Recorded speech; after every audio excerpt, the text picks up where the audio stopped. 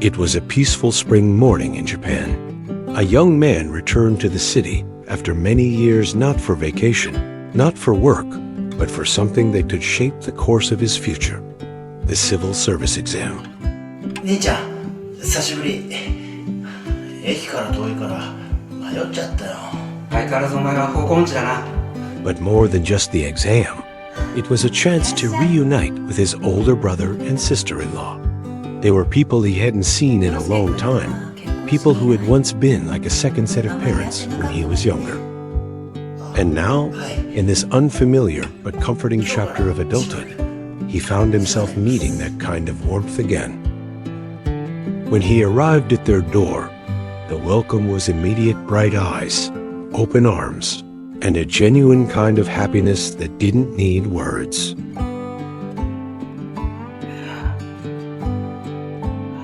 今度ここしないとな。しっかり勉強するぞ。まあ、後がないからこそ、親父に兄貴の家に送り込まれてきたわけだし。そうか。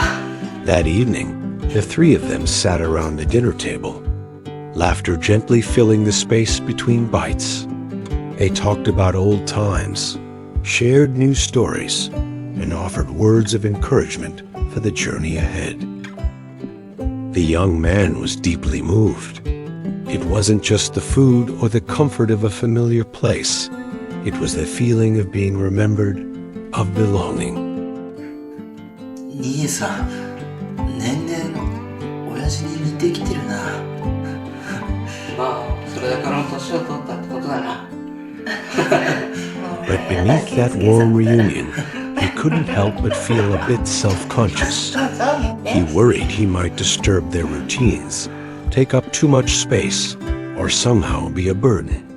After all, they had their own lives, their own responsibilities. He didn't want to interfere.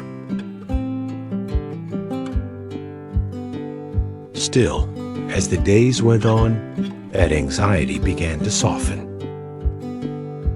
Every morning, he woke up early and found breakfast already waiting on the table. A simple bowl of miso soup, fresh rice, grilled fish. His sister-in-law prepared it with care, not out of duty, but because she genuinely wanted him to feel supported. She never made a big deal out of it. No lectures, no grand gestures. Just a quiet consistency, like the ticking of a clock, steady and reliable. どうしたの、涼介くん。お口に合わなかった？あ、いえ、そんなことないです。全然美味しいです。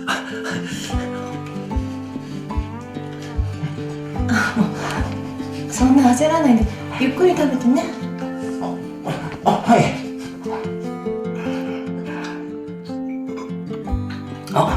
やべ、もう行かなきゃ。His brother, though often gone during the day for work, would sometimes return with snacks or small stories from the office. Nothing fancy, just small pieces of life meant to make him smile.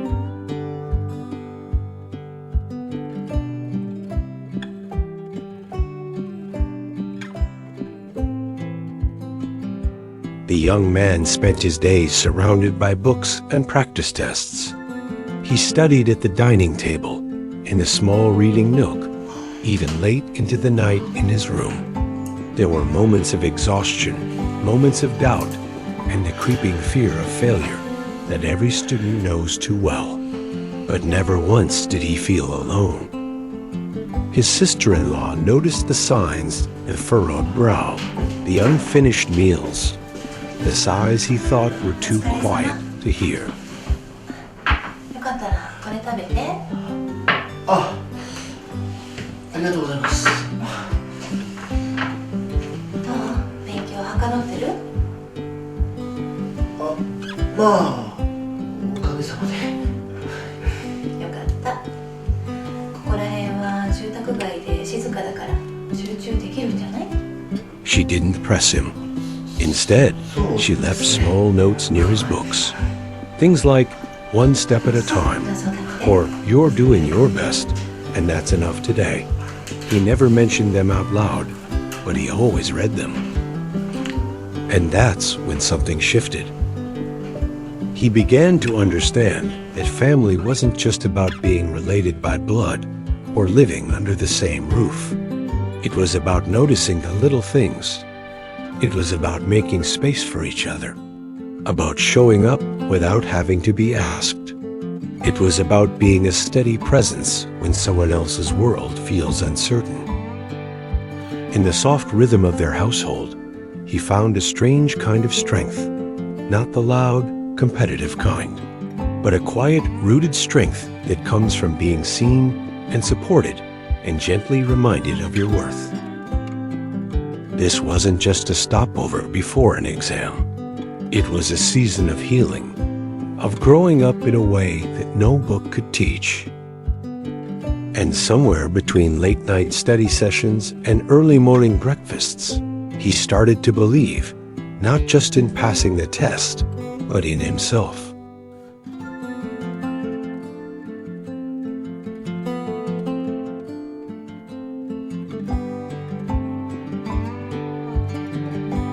The days began to blur together, morning light filtering through the curtains, the quiet clink of bowls in the kitchen, pages turning, highlighters gliding, the ticking of a clock reminding him how close the exam was getting. The young man was doing everything he could, reviewing old material, drilling practice questions, memorizing key points until his head felt heavy. There was a quiet pressure building inside him, not panic, but something subtler, a kind of silent fear. What if I disappoint them? He never said it out loud, but it lingered under every breath he took. He wanted to succeed, not just for himself, but for the people who had welcomed him back without hesitation. His brother, who had once stayed up late to help him with homework when they were kids. His sister-in-law, who had become like the glue in their little household, always patient, always thoughtful, always present.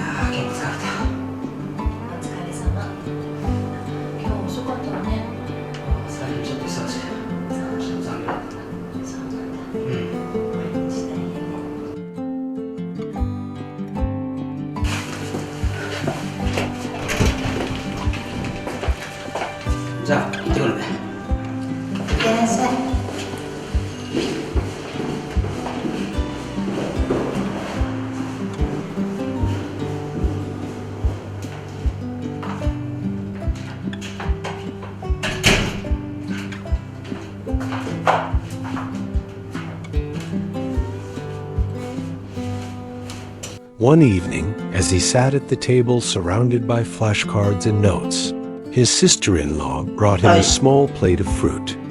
Nothing elaborate, just orange slices and a cup of warm tea. お疲れ様。ちょっと休憩したら? And so he kept going, through moments of doubt, through chapters that felt never-ending. And during all of it, the house remained a kind of gentle anchor. He never heard complaints, never felt judged, just supported completely. His brother, though busy, always found small windows of time to check in. That was the kind of reminder that made it easier to breathe. Sometimes we forget that we are more than just the outcome of a single event.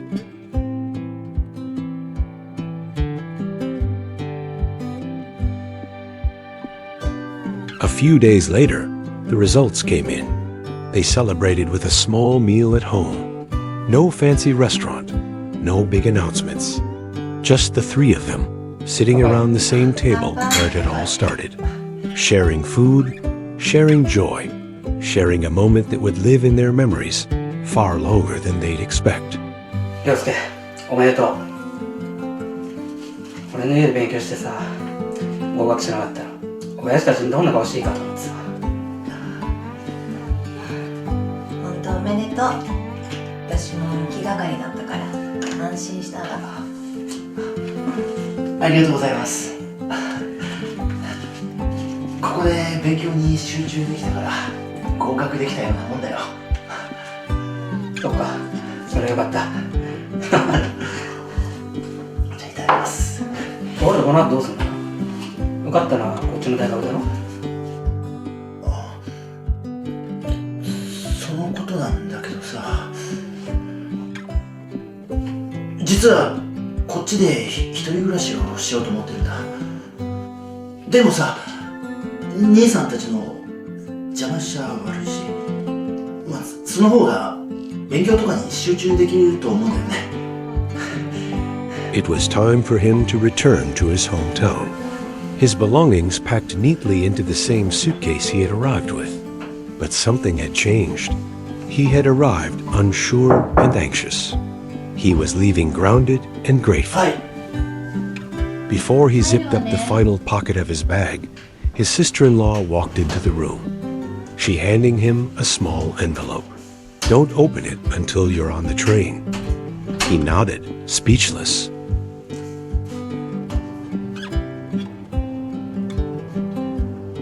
ねえ、いつ引っ越しするって決めたの？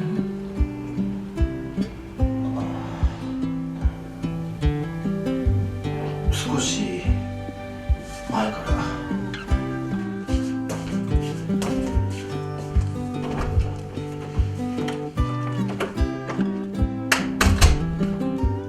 It was morning, and it was time for the young man to say goodbye.